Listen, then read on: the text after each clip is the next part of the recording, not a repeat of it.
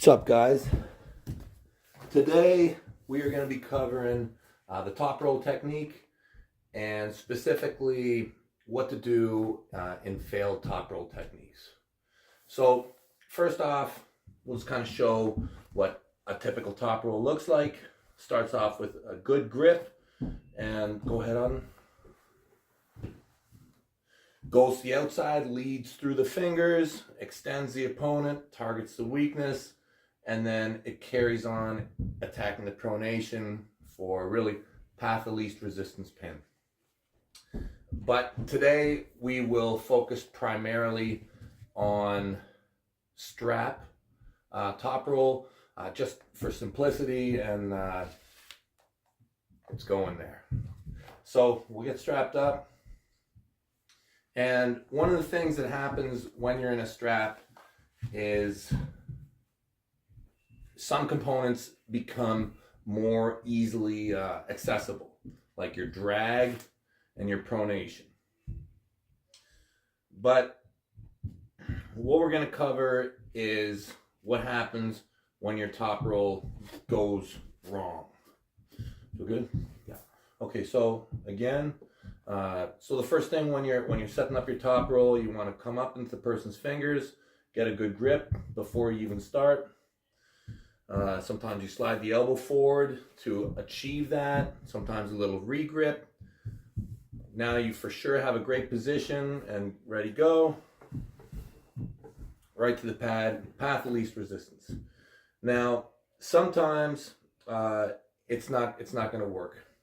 Anytime something doesn't work and you think that you can do a technical readjust, if you're using WAF rule system, I highly suggest taking advantage of the foul that you may have. Just simply lift your elbow and get a restart. In a lot of the professional leagues, they don't allow that. So you may have to do it in following rounds or be very, very fast with your counters to make the best decisions. So the first thing to go over is inside stops to the top roll.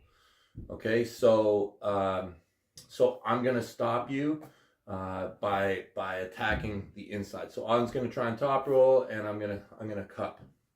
There we go. So the match is stopped. I attacked his pronation. So if you can stop and get a readjust and you still want to top roll, probably one of the best things to do is to raise your bottom and move to something we call a low hand top roll.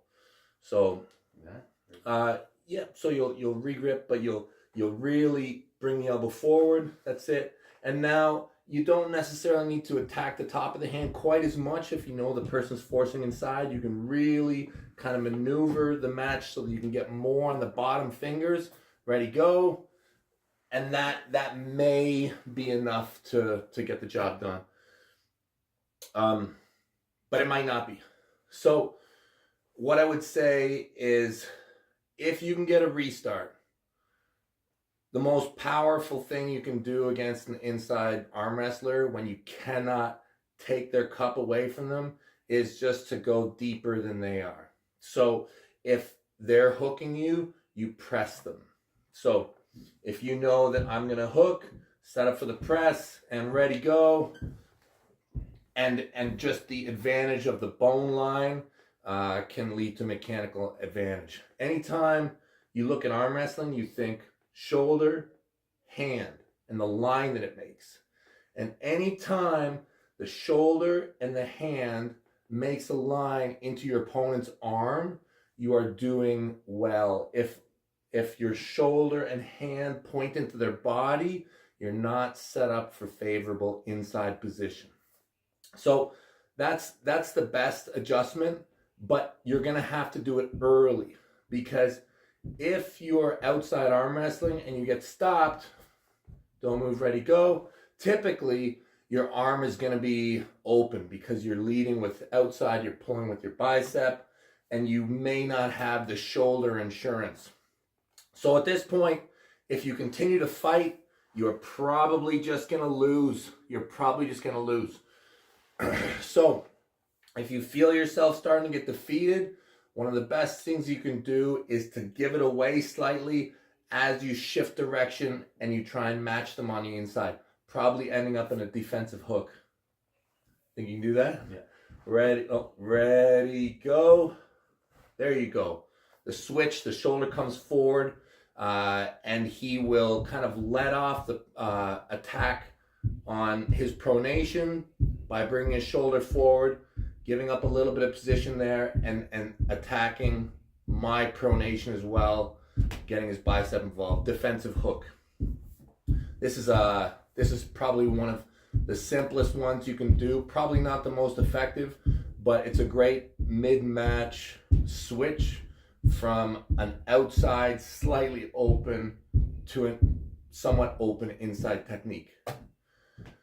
Let's switch to a failed outside attack. So on top rolls, and I've top rolled as well. So in this case, what's happened is I've taken his hand away from him. Again, if you can get a restart, suggest you do so. If not, you're gonna have to be very fast and or make the right adjustment. Okay. The first thing I would say in terms of safety, the best thing you can do is switch from more of an offensive style to more of a slightly defensive post. Okay, so I'll do this one. Okay, so instead of me trying to top roll Auden, okay, if I know that on the top roll, you top roll me, it's gonna go his way. What I might try and do is try and hold on to the post just a little bit longer, and I'll probably be willing to give up my cup a little bit in the process. So ready, go, and I'll hold on to my riser as long as possible, and hope that he would do what I would call premature rolling. In outside arm wrestling, who's holding on to who is very, very important. So to establish that height is probably the most important thing, and sometimes a stronger arm wrestler will rush through that process and you can catch them and turn the match around. If you cannot make that adjustment in time, or if you find yourself too low, one of the best things you can do is switch to a King's move. I'll do this one too. My specialty. So if I try and top roll and I find my hand getting taken away from me, I can a lot of times when you top roll, it's a combination of many things. You're rising, you're cupping, and you're rolling all together. But a successful counter, typically you give things away to maintain another. So I can switch to a King's move from a conventional top roll to a King's move just by giving away my cup more as it gets taken and focus all my energy on the pronation side of things. This is an extremely effective counter to stop a top roll. The last counter, you want to do this one flopping? Sure. Yeah.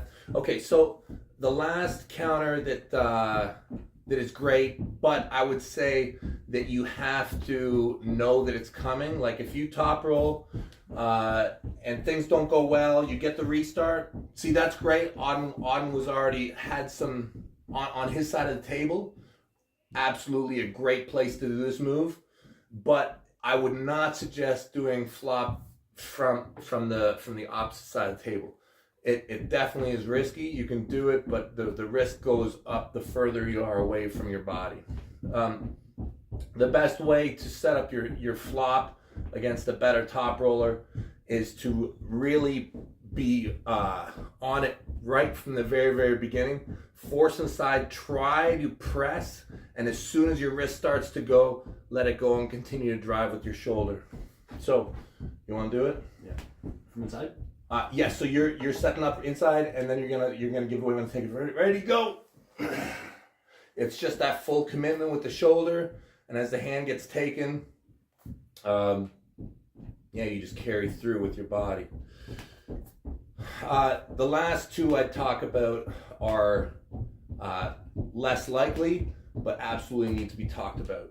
So a top roll can also be stopped, like we were showing, by a King's mover. And it's a little bit different feel because it's a very defensive stop. So all the stops that we talked about before were what I would call being offensively overwhelmed. So this is a defensive stop. So I will be a King's mover in this situation. So don't move, ready, go. And there's the stop. Okay. Now, what Auden would have to do to counter a stop like this is he would have to climb over. He would have to come up. This is the best option against the King's mover, is to continue to climb and to climb and to climb. You can top roll again. You can top roll again. Climb and top roll. Top roll to the side. Top roll, top roll. Yeah, climb and then top roll. Roll it. That's it. That's it. Climb and climb and climb and top roll. Climb, top roll, climb, top roll. And if eventually your hand gets burned out, when you're on that position, you can also transition into a press. Yeah. The next thing I'd say is, again, a defensive maneuver against a good top roller is the flop press.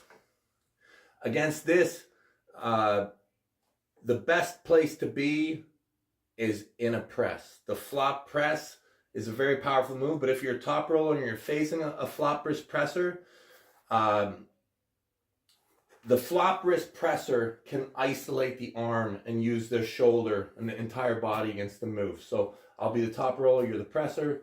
Don't move, ready, go. Oh, flop it, that's it, yeah. Right, and the flop just fully exposes the arm completely. So if you are going to face someone who you know is a flopper and you are a top roller, you either must grab them lower and focus heavily on the cup to get them turned over before breaking into any kind of pronation. A flopper is going to like it when you pronate them because it'll open up the move for them. So you can either do that if you get a restart, so don't move, ready, go, so I can focus on the drag more. But the most powerful thing you can do is to not expose your arm against the flopper, to stand right with them, and to edge your shoulder right forward in the match and make sure that you still have hand dominance throughout the entire move. That's about it, yeah? So that's pretty much your technical options and typical shortcomings when top rolling. Always be climbing and stay massive. Thanks, Auden.